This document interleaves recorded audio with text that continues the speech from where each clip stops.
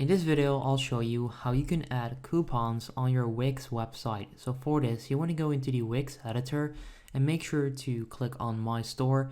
If you don't have the store yet, you want to click on Add and then add this. So click on Add, and right here you can search for Store and you can then add that. But I assume that you already have this since you're looking to add a coupon. So click on My Store and then click on Go to Dashboard.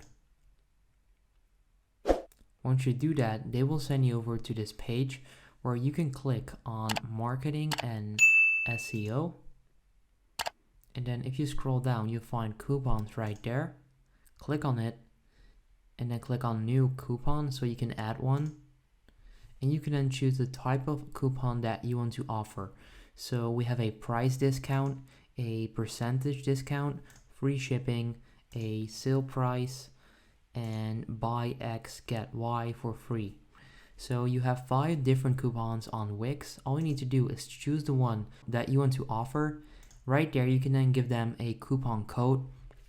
For example, summer 1, 2, 3 or summer 10 maybe for 10% off. Let's say you want to give them 10 euros off. You then add summer 10.